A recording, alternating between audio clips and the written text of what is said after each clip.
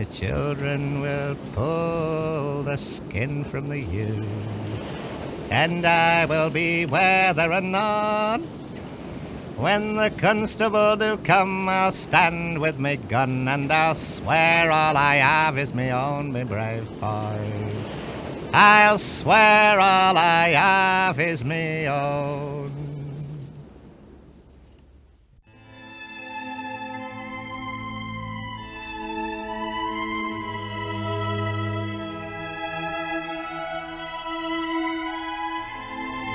As the year 1780 drew to a close, despite the huge victories of 1777 and alliances with France and Spain, the United States appeared to be losing the war. British armies tramped across the southern colonies with impunity. Congress issued paper currency until the inflation rate caused food riots. As the war entered its sixth year, the revolution seemed to be coming apart. Tiring of a war that dragged on interminably, entire regiments of Continental soldiers mutinied. After 3 years of frontier raids, large areas of Vermont had been completely depopulated. The Valley Party had been so alienated that they no longer considered themselves part of Vermont. With New York blocking every attempt to join the United States, with political challengers arising even within their own Bennington Party, and with all 3 neighboring states angling to carve up the Republic amongst them, Ethan and Ira Allen and Thomas Chittenden faced political ruin.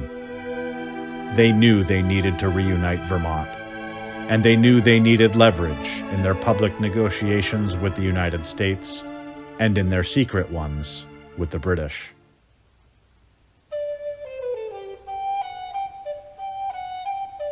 In January of 1781, the Connecticut River towns on both sides of the river held a convention to determine their fate.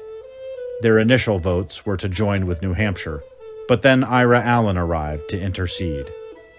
At Allen's urging, the convention decided instead to try to reestablish Vermont's Eastern Union. In their application to rejoin Vermont, the original 16 New Hampshire towns were joined by 22 more. The following month, the Assembly ratified the Second Eastern Union. This gained the leverage Vermont needed in its foreign negotiations, but reopened the old problem of the Bennington Party being dominated by the Valley Party in the Assembly. To equalize the balance of power, the Bennington Party set about trying to incorporate a large part of upstate New York. In May of that year, a convention was held in Cambridge, New York, where the pro-Vermont faction stated their case. They argued that they could obtain the township system of governance denied them in New York, and that by escaping the population-based apportionment of New York's legislature, they would hold equal power within the Vermont Assembly. They also argued that Vermont could provide the defense that New York and the United States had failed to provide, either through force or through the widely rumored negotiated truce with British Canada. The convention voted in favor of the Union. In reality, the Yorkers were deeply divided about whether they should join Vermont. But with a lot of persuasion and a little force, everything east of the Hudson River became the Western Union. In Newbury, Vermont, the ascendancy of the Patriot faction combined with long-standing community ties to bind the Patriot and Loyalist factions together in an uneasy peace. That began to change as the Loyalists more openly conducted business with the British, who increasingly operated in the area. The fragile order was coming apart, and in the fall of 1780, Reverend Peter Powers gave a Sunday sermon that amounted to a declaration of war between neighbors. Innocent blood cries. It cries for vengeance. The voice of thy brother's blood crieth to me from the ground, and now thou art cursed. The blood of thousands of poor women and children, and of men prostrate and begging for mercy, cries for vengeance on a guilty tyrant, his murderous army, and his apostate kingdom. But oh, how it cries against those of this land, who have been looking about and secretly conveying intelligence to the enemy. And are these murderers still fostered within our bosoms? Are they yet indulged to go on in all their clandestine frauds, while they put on the sanctimonious air of neighbor, friend, and brother? This is the trade of Tories, to lie and deceive. And is it not a heinous sin? What shall be given unto thee, thou false tongue? Sharp arrows of the Almighty, the coals of Lucifer, and all liars shall have their part in the lake which burneth with fire and brimstone. Tories are an internal enemy, a pest and a plague in our bowels. These are like a disease at the heart and in the vitals, and what can be more dangerous? Methinks I see America, dear America, like a tender mother, bleeding and groaning with savage wounds, and lifting up her dying hands and crying out, "My sons, my dear sons, where is your virtue, your love of country, to your liberties, to your religion, to your posterity? Must I die? My tender ones be stained by the merciless savage, cast out, unpitied, and forlorn? Rouse, my dear sons! Attend to the cause of your country. Strain every nerve. Drive the tyrants from the borders of a land of liberty. Heaven looks down with impatient eye, stretching out its almighty aid, ready to crown the bold and the brave with triumph." When Powers received death threats, he moved across the Connecticut River, but the damage in Newbury was done, and the local loyalists became eager to actively oppose the American cause.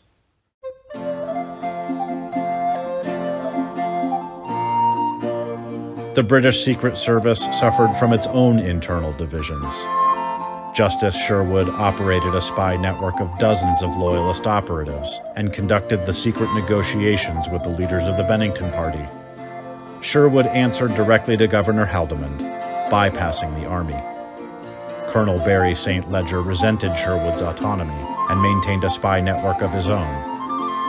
George Smith ran a spy ring in New York. His cover was blown, and he escaped to Canada to work under Sherwood, but increasingly operated independently.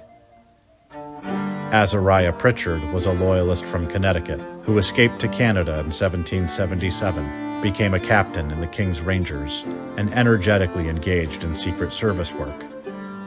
In March 1781, Pritchard led a party to abduct Patriot Colonel Thomas Johnson while he was staying at Elkin's Tavern in Peacham, Vermont. Assisted by a growing network of loyalists in and around Newbury, Pritchard struck in the dead of night and carried Johnson and several others through 4-foot snows to Canada. Some of the local patriots, convinced that Johnson was really a loyalist and had engineered his own capture, ransacked his store until the local militia dispersed them. Over the following months, the British courted Johnson in an attempt to turn him into a British agent. When he was taken, Johnson left behind his pregnant wife Abigail and 6 children. Lieutenant Colonel John Peters had lived near Johnson before the war and knew him well. His attempts to warn others that Johnson was likely to prove unreliable went ignored. "Don't think I take too much on myself when I tell you. He is very subtle, will give intelligence to his rebel friend Bailey, and at the same time will speak light to you. I am not prejudiced against him as an individual, but a rebel he is." Captain Pritchard next set out to abduct Colonel Whipple in the Eastern Union, but his party was spotted by scouts from Newbury, and 50 militia were sent after them.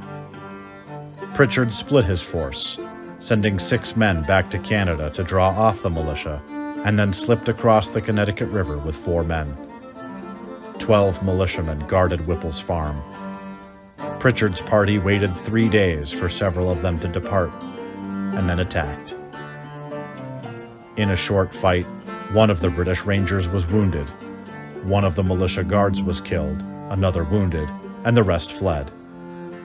But 2 of Pritchard's men were local patriots, recruited after being taken prisoner. They allowed Colonel Whipple to escape out of a window, and Pritchard returned empty-handed.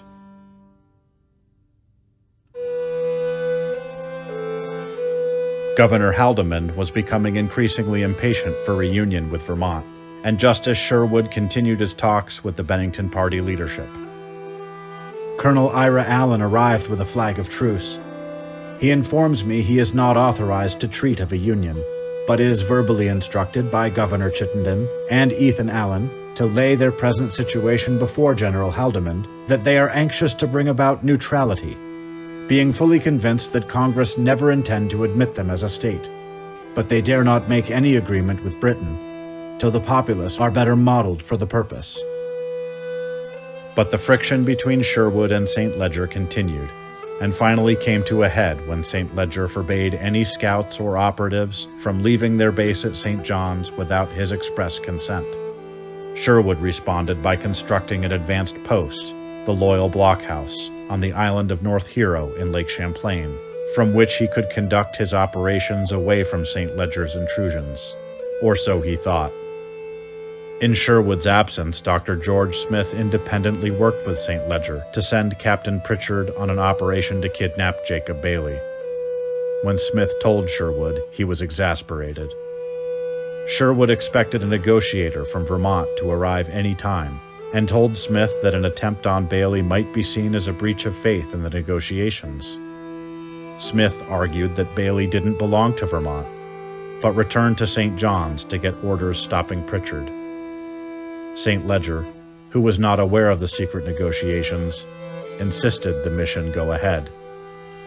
Then Pritchard arrived at the Loyal Blockhouse with his party, en route to Newbury. Pritchard informed me that he had orders to take General Bailey and bring him in, but if he was not able to walk, to kill him and bring his papers. I dared not order Pritchard back, nor did I wish to act thus openly against the colonel's orders. Sherwood convinced Pritchard to go to Newbury and do no more than collect intelligence, then return and report that Bailey was away on some business. Colonel St. Ledger will never know enough of the affair to be dissatisfied with it. Pritchard scouted around Newbury and contacted an agent named Patterson, who set up meetings between Pritchard and Colonel Asa Porter and Colonel Timothy Bettle. They agreed to provide regular information through Patterson. The British Secret Service was actively setting up a spy network in the Connecticut River Valley. The native peoples were not party to the secret truce negotiated by the British. As the season progressed, there were raids and skirmishes around Pittsford, and a party of native warriors attacked the blockhouse on the Bailey-Hazen Road at Caspian Lake, killing 2 and taking 2 others captive. The Haldimand negotiations were a delicate dance. The Bennington Party leadership provided material assistance to the British, passing intelligence and harboring spies. At times they seemed enthusiastic about a reunion with Great Britain, but always attached impossible conditions that could never be met and went no further than a secret truce. Increasingly suspicious and impatient, Governor Haldimand pressed the issue, and when the Bennington Party hinted that Vermont would rejoin the Empire if a large British force was sent down the lake with a proclamation of reunion, a diplomatic objective was added to the raid being planned for that autumn.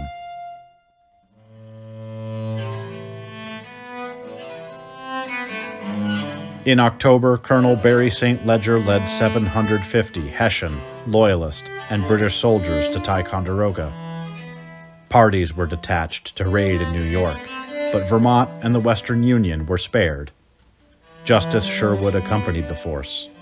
Ira Allen agreed to meet him and receive Haldimand's proclamation, but Allen never arrived, so Sherwood had a patrol sent across the lake to bring back some Vermont soldiers who could be given a message for Allen. The patrol encountered a group of Vermont militia near Mounted Dependence. The British called out to them to lay down their arms, but the sergeant commanding the militia leveled his musket and was gunned down before he could fire. The rest gave themselves up.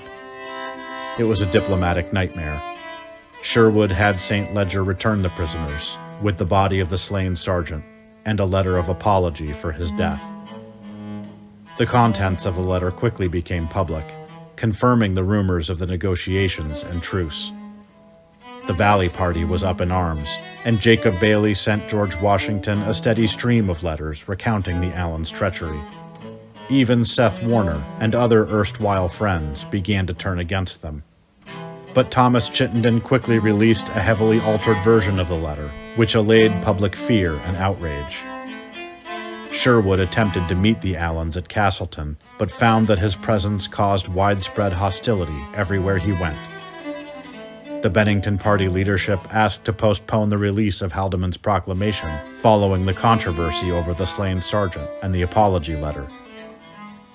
St. Ledger's force remained at Ticonderoga for 2 weeks.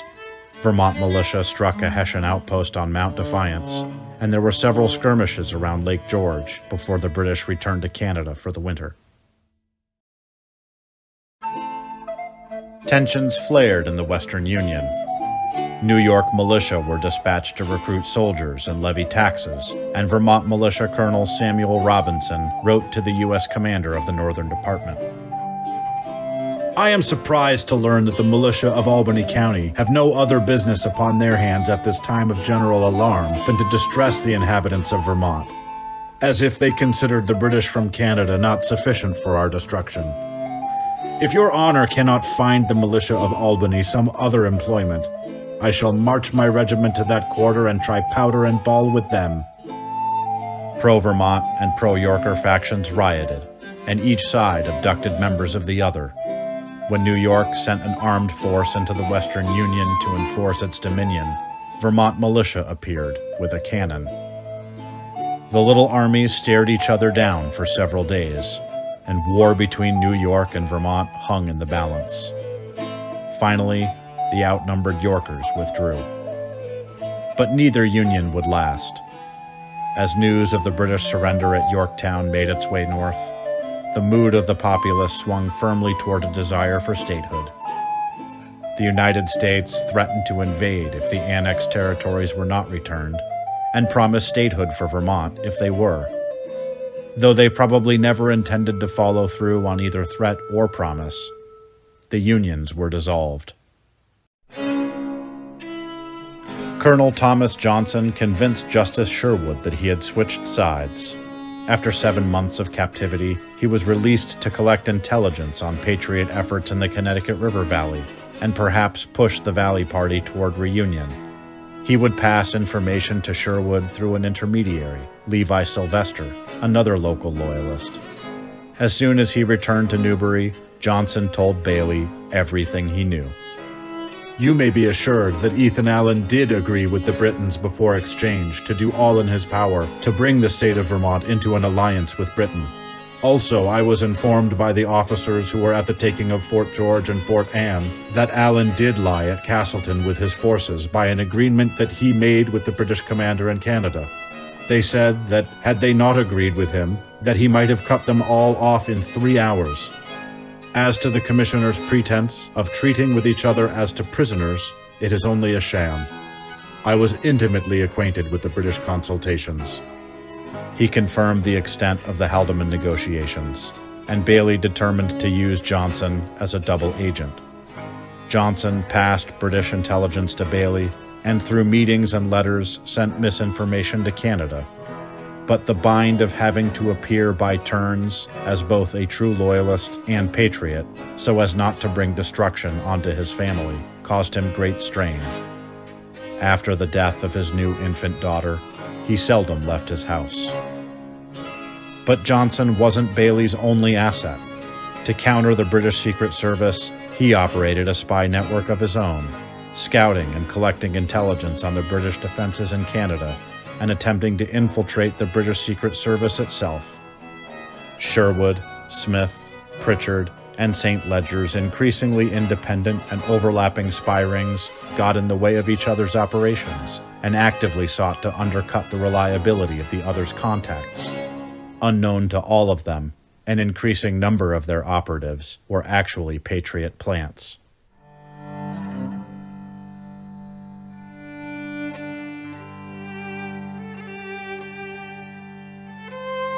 For several months, the Secret Service tried to woo Colonel Timothy Bettle away from the American cause. There were rumors of another invasion of Canada, and through Patterson as an intermediary, Bettle agreed to raise an American brigade of all of the Loyalists in the area and arranged to be at the head of the invasion force. On arrival in Canada, he and his brigade would switch sides and fight for the British. But Bettle would only confirm the plot with a field-grade officer, so Major James Rogers, brother of the famed Robert Rogers, led a large party to the vicinity of Newbury. Local Loyalist Joseph White was sent to deliver the message that Rogers was coming and that the local contacts should let Bettle know to prepare for the meeting. After leaving the Loyal blockhouse, Patterson raced after White's party and caught up with them in the woods. He told them there were secret plans that would be ruined by their mission, ordered them to return to Canada, begged them not to go, threatened them with court-martial, and told them word was out in Newbury that they were coming. When White insisted on proceeding, Patterson advised them to take a different route that would have taken them many miles out of their way. Joseph White met another Loyalist, Thomas Chamberlain, who relayed the message to the rest of the contacts, but his message caused panic among them. They were much shocked, surprised, and alarmed at what he informed them respecting Colonel Bettle, and declared that they had never heard a syllable of the matter before, and firmly believe it was a plan to take Rogers, or to detect the friends of government, and that General Bailey was at the bottom of it, and had in conjunction with Bettle sent Patterson as a tool to Canada to bring about their secret plots.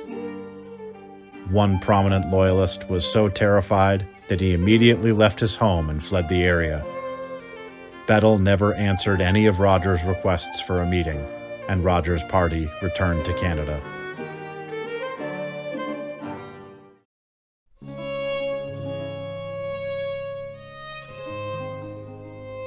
Statehood for Vermont was as distant as ever. The Haldimand negotiations had stalled, and the Bennington party did all they could to keep them alive. The last refusal of Congress to admit this state into the Union has done more to awaken the common people to a sense of their interest and resentment of their conduct than all which they had done before. I shall do everything in my power to render this state a British province. Justice Sherwood no longer took such talk from the Allens at face value, but was convinced that if a few key individuals could be removed, Vermont might return to the British fold. Thomas Chittenden confirmed that belief, and urged Sherwood to take the Bennington party's chief political rival, Jacob Bailey. On June 16, 1782, Levi Sylvester appeared at Thomas Johnson's house and summoned him to the woods outside of town. As he passed Bailey's house, Johnson saw that he was out plowing his field with two of his sons. Johnson turned into the woods and continued to where Pritchard's party was preparing to make their move. Johnson begged them to call it off, arguing that his involvement would be suspected and his cover blown. But Pritchard, unmoved, said that they would attack Bailey's house that night.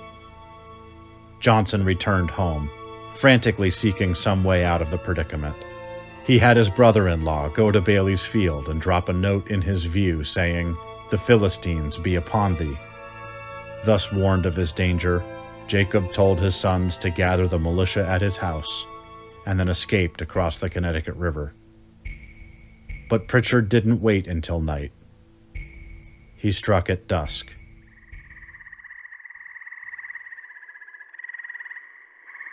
A party of the enemy from Canada, assisted by adherents to Vermont, attacked my house between sunset and dark. And as the enemy entered the house on such a surprise, cutting off my family from their arms, they were obliged to make their escape. As everyone rushed from the home, Levi Sylvester fired a shot at the newly married Ezra Gates and wounded him badly in the arm. The Rangers took 2 prisoners, but the rest escaped. Finding Bailey not at home, the infuriated Pritchard scoured the house for his papers. He was hindered in his efforts by young Sarah Fowler, there caring for a small child, who repeatedly extinguished their candles until threatened with death.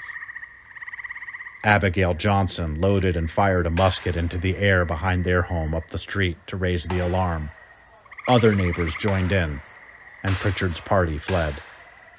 As they made their way out of town, they happened upon one of Bailey's sons and took him with them to Canada. The raid was followed by accusations and recriminations on both sides. After a series of interrogations, all of the loyalists in Newbury were exposed.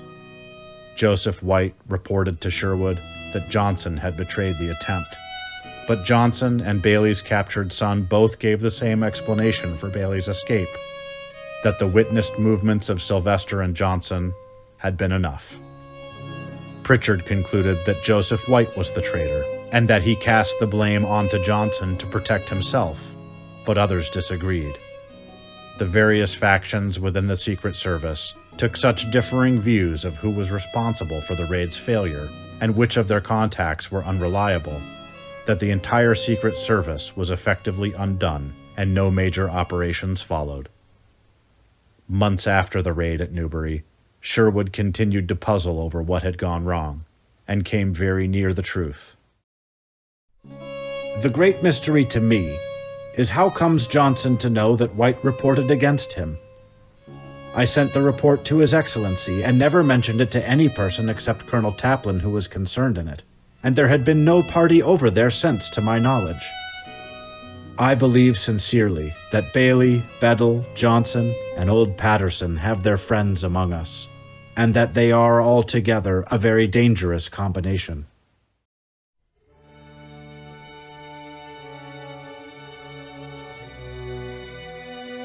The Treaty of Paris, ending the war between Great Britain and the United States, was signed in September 1783.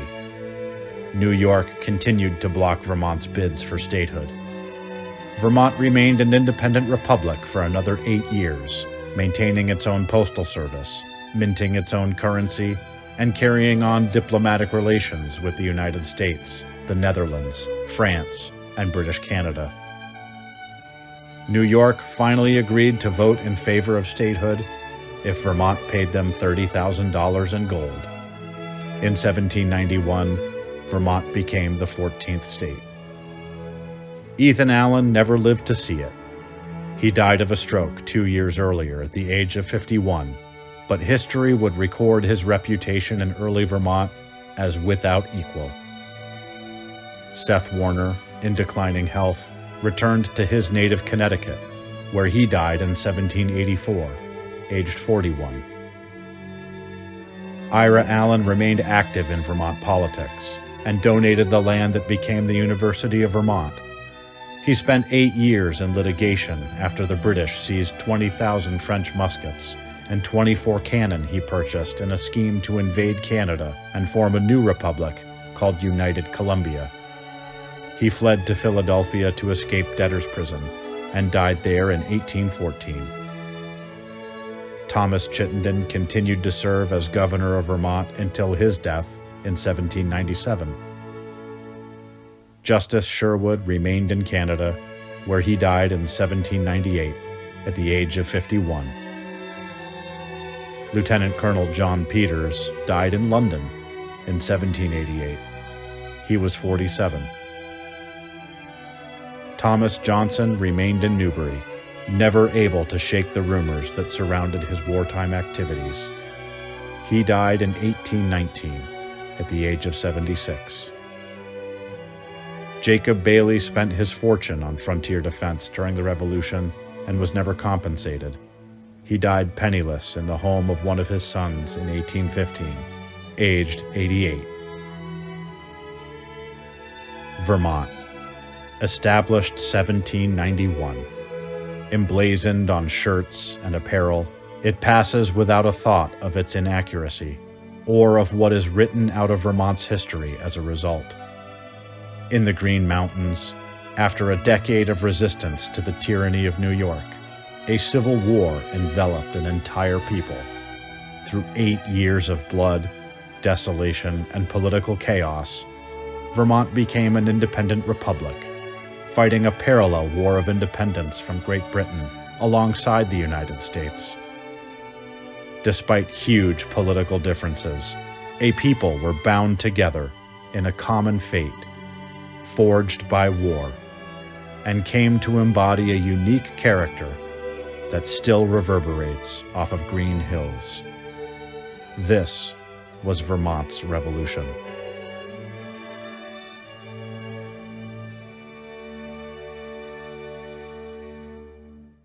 Oh, how the money that ere I spent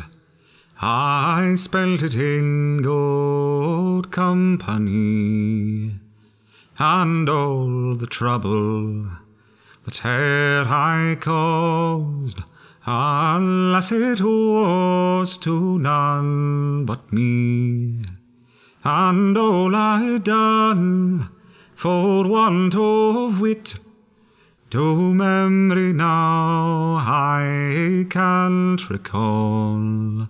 So fill to me the parting glass. Good night and joy be with you all. Oh, how the comrades that e'er I had are sorry for my going away, and all the sweethearts that e'er I had would wish me one more day to stay. But since it falls to be my lot that I should rise, but you should not, I'll gently rise and softly call. Good night and joy be with you all.